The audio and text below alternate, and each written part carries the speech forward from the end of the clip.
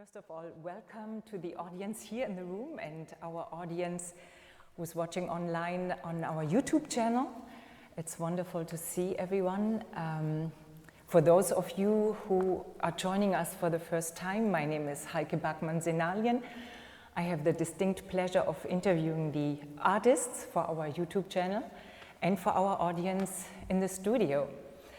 In this regard, it gives me tremendous pleasure, and I'm actually thrilled to welcome today 3 pianists to the panel who have very distinctly different roles in this evening tonight. So we're starting with our recording artist, our virtuoso, our pianist, recipient of the residency, Lucas Amory. He's a first prize winner of numerous piano competitions, notably the North American Piano Competition in Milwaukee recently. And then we have Bobby Avey, our piano technician. However, he's an unbelievable jazz pianist. I had the pleasure of interviewing and hearing him myself. And then, last but not least, pianist Julian Martin, who is the professor of Lucas at the Juilliard School of Music in New York City. Wonderful to have you all 3 here on stage. I wanted to start this interview by talking a little bit about the residency. So people are coming in here now and they see something and they think, oh yeah, the artists arrived maybe an hour before.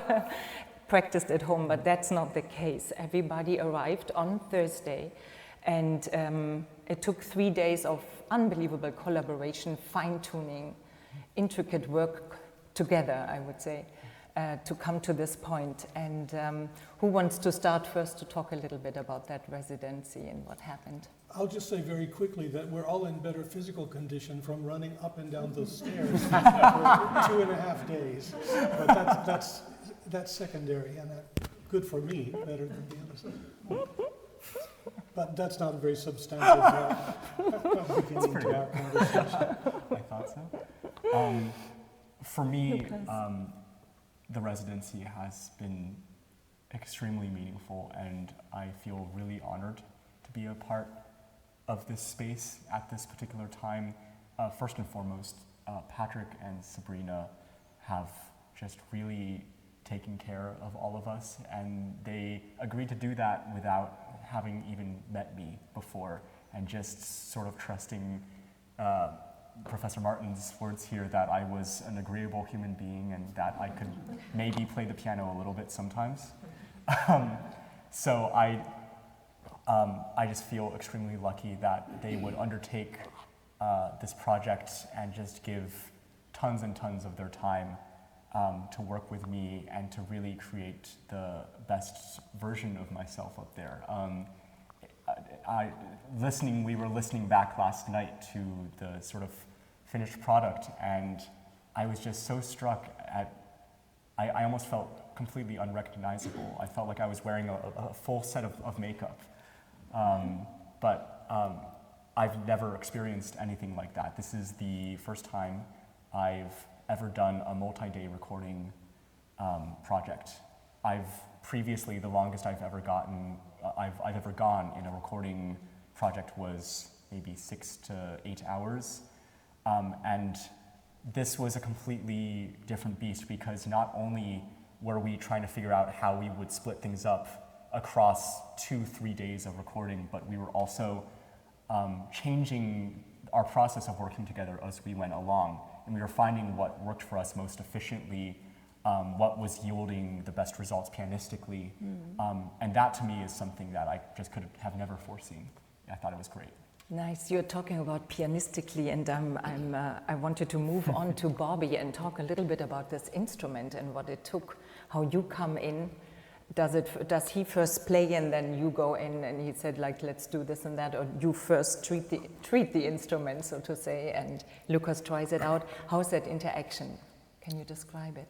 Yeah, so I start first, and I try to triage what are the areas of the instrument that require the most attention and will have the greatest impact toward musical expression. I know it looks like it's still, but pianos are made of thousands of parts, and they're like pesky sheep that are just like going this way and going that way, and you have to say, no, you should be right here. And that goes for the mechanical aspect of things. You know, every key is supposed to travel just an exact amount downward until it bottoms out. And pianists can feel, you know, if you put two pieces of paper together and put that under the key, and the key goes down 6/1000ths less far, they could feel that. That all needs to be right, and the character of each key, how it feels during that travel, needs to be correct without going too far into the technical details. The piano is always changing the tuning. You know, a cellist, a violist tunes their instrument before every concert, during the concert. The piano has 243, this piano has 243 different strings on it. They're all under a lot of tension. There's about 40,000 pounds of tension. And it goes out of tune rather quickly. You have to be trained to notice it. But what I do involves tuning. It involves making sure all the mechanics are where they should be, and it involves, after you do that, assessing whether if you put a certain amount of energy into one key and a certain amount of energy into a neighboring key or a key in a different register, that it's giving you the same amount of response. So you won't believe how lovely this music is, but how difficult it is to play.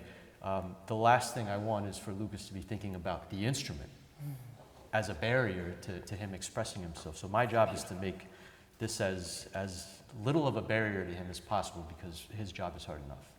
Very good. Can you say something how you felt working with I was just going to Bobby? say that, on the contrary, Bobby makes this instrument feel like a dream. I mean, to be able to play an instrument like this at any point in your life, let alone for 3 or 4 days straight, it's kept in incredible shape, and I feel really, really comfortable on it.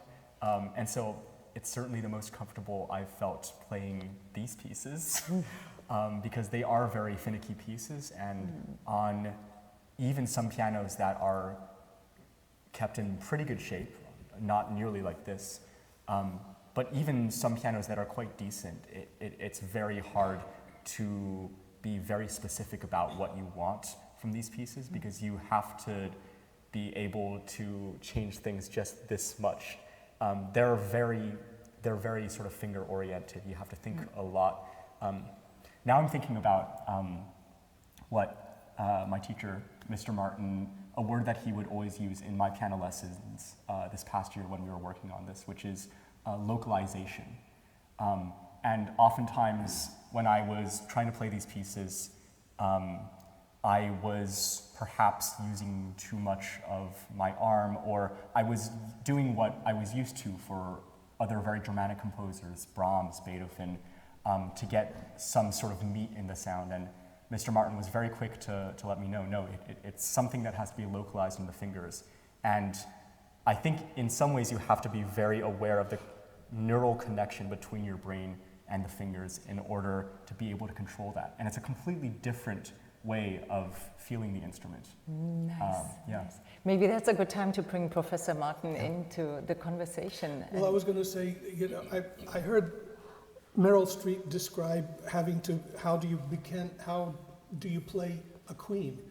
How do you make an entrance if you're a queen? And she was stumped, and her acting teacher said, you don't do anything. It's the other people the behavior of the other ones. And in that case, Bobby needs us to his real identity is because of our reaction to his work. He sees, we can talk about his work better than he can. He knows it from the inside. We feel the results because he's almost psychic with the science in the ear, and it's like a doctor who knows what's wrong long before we get symptoms. I think people will actually see him in action during the intermission. If it's like last time, Bobby jumps on the piano in the intermission and fine tunes. Lucas mentioned that you've been working on the 12 Etudes of Debussy by Debussy for a year, pretty much. Can you speak a little bit to your role bringing out? Only if you clarify that that's one of about 17 projects he's done. He's also learned and played a few times a second Brahms concerto. He's prepared so many other things. That's one major chunk, because this is an enormous undertaking to do all 12 Debussy Etudes. But that's not all he did. This was the last year of his master's degree at school. And you played it during your graduation? Yeah, I Yes? had my graduation recital just 2 weeks ago. Is today Saturday? No, today's Sunday. Sunday, yes. I have to wish my parents happy anniversary. Okay, I need to remember to do that. Yeah, so just 15 days ago, I played my graduation recital. It's funny enough, it's my only graduation recital I've ever given, despite this being my master's degree, because in high school it was canceled because of COVID. And then during undergrad, I didn't go to a music conservatory, so I didn't give a graduation recital. So anyway, this was in a lot of ways a monumentous occasion I'd been waiting for 6 years or so. Yeah, but this particular project was something I'd also been waiting to do for just about that long, actually. I fell in love with the Debussy Etudes when I was 17. I think I was just always curious about exploring the limits of piano repertoire when I was in high school and just familiarizing myself to the extent that I could with everything. And so I was particularly attached to these pieces because I felt the ethereality of it was really unlike anything else that existed out there. And so for many years, that dream was quite dormant because it's a very unwieldy piece to learn. It's not necessarily one that you think, I'm going to become a fantastic professional young artist. The Debussy Etudes are my path forward because they're played very seldom. They're abstract, they're very hard to interpret. So there are many, for example, competition warhorses like Brahms' Handel Variations or Ravel Gaspard de la Nuit, just to name a couple that are very conducive for young artists 21, 22, 23 years old to learn around that time. Debussy Etudes is not one of those pieces that you think, and it's a very big undertaking. I mean, this is a 45-minute long piece. But when I decided to... Nobody left. Not yet. And it's divided in 2 books, right? Yeah. Is there something you want to describe to the audience, like on a top level, to enjoy, really enhance the listening experience? Yeah, I think the first book, the first 6 of these etudes, which you'll hear shortly, it's very playful.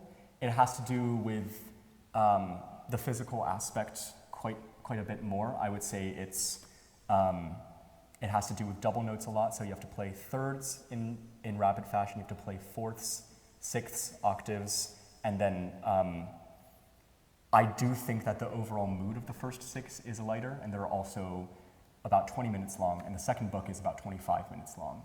And the second book, it's more reflective, it's more pensive, especially in these etudes for the ornaments, number 8, or for the opposing sonorities, which is number 10. Those are very expansive, and they traverse real just worlds of sound, and it feels just a bit more serious compared to the first book. So that's one way to think about them. Do you have? Well, I think it's important to make the point that these come directly out of Chopin's 12 etudes. Yeah. Chopin has 2 books, 12 each, 2 opus works, opus 25, opus 10, each one having 12 etudes. That somehow is related to Bach's having written 24 preludes and fugues. So we're dealing with 6 packs and 12 packs. Yes. And Liszt as well, right? Isn't on the Yeah. etude based on Liszt also wrote and 12 Chopin? transcendental, Yeah. And there's a more personal connection because Chopin had a student who became Debussy's teacher, Madame Mottet. So there's a direct link pedagogically between Debussy and Chopin, the way he was at least trained. He was a renegade, so he didn't do, he always went outside the box, but his essential training came almost directly from Chopin. Ah, nice, that's good. We allow Lucas now to leave us for a few minutes to focus. Thank you so Yes. much, Lucas. Thank See you in a few Thank you all. minutes. I'll see you soon.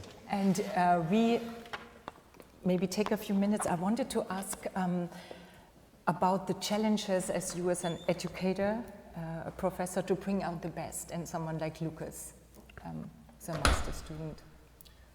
Let me try to answer that first, but I would like to circle back and talk a little bit more about Debussy and this work. But first, bringing out the best. I've taught Lucas, he's now 24, and at his recital, he reminded me that he had known me for half of his life. I taught him 6 years uninterrupted, then he went to Harvard and came back and had 2 more years.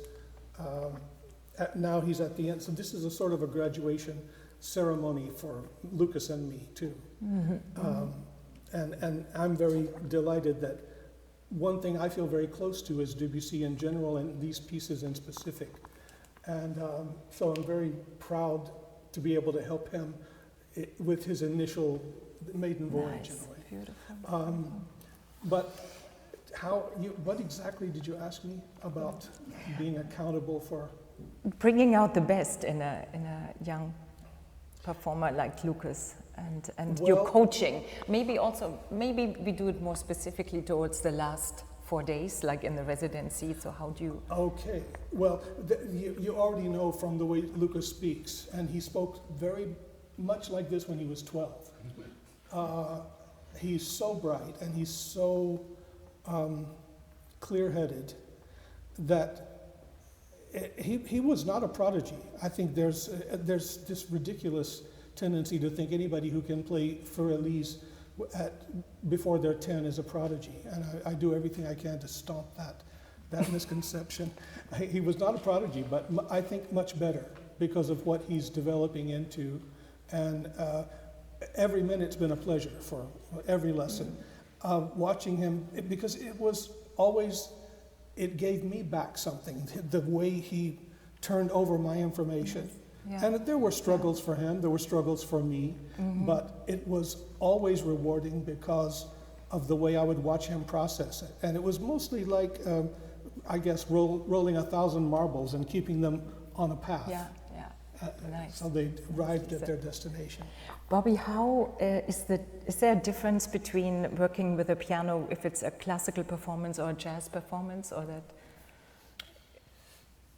There could be. It's really artist specific. So much of the piano, drifts into the subjective. So this piano to somebody could be perfect, and this piano to somebody else could have issues. Specifically with tone. Tone really gets into the subjective. So some people want their consonants, their attack at the front of the note to be very, very bright, to have to work very little to get the sound to project. And other people really want a large window of soft, and to be able to work without having to step on eggshells just to get it to mezzo piano, to a medium soft volume. So everybody is different. And everybody's different in jazz. Jazz is as broad a word as like saying meat. It almost doesn't mean anything. And maybe for classical, if it's a specific piece of repertoire, like for example for this repertoire, it's pretty demanding from a repetition standpoint, from how fast you play a note and then are able to play that same note again. And so there's things mechanically you do to sort of hot rod the instrument to perform that task as good as possible. But with a lot of things on the piano, the closer you get to perfection, the closer you're also getting to the piano failing in some way. So there's, I don't want to get into details, but for this piece in specific, I was worried about repetition coming off okay. Okay. One little addendum to that's unique to this situation is that, for example, normally between me and the student and the same 2 pianos that they play at every lesson, that conversation is limited. Some of those aspects are limited to our imagination. How do you imagine the sound is still traveling? If you're in a space this size, if you're in a space 5 times this size, but it's just two of us sitting in a studio. Here, we had not only Bobby, who was able to actually manipulate that so that we could have a sharper consonant sound at the beginning if we wanted, or modify that to have a gentler sound and a longer sustain. And the same thing was happening upstairs with Patrick. So he has, from a sound engineer's point of view, a way of clarifying the opening of the beginning of the attack of the note, but also prolonging it or not. So I have all kind of subtle degrees. They lost me, you know, I dropped out of algebra too, so they lost me a long time in their early conversations, but Patrick and Lucas had a very interesting dance going on all the time. Dance is a nice image, I like that. Let's maybe leave it at that and conclude the first part here. And we take a couple of minutes for rearranging a couple of things. Lucas to come in. You will hear the recording, the performance. Again, you will be part of the recording. There will be a break between the first 6 and the second 6 etude. And then we will open it up to a question and answer session afterwards. So keep your questions or think of your questions while you enjoy this performance. Could I leave them with one little idea for a quote of Debussy? He was teaching a composition student, and he said, if you're serious about this, if you want to go into this business, it's your responsibility to understand how music operates, time, sound, acoustics. You have to understand every one of those factors down to the smallest molecule. But for God's sake, don't ever explain it, because the only thing that's important is mystery. And I think that's essential, because we can talk endlessly about how he put it together and how many things were conscious and just part of his genius that was even unconscious to him. But it's the mystery that lingers. Excellent. Here's to mystery. Enjoy the mystery. Thank you very much.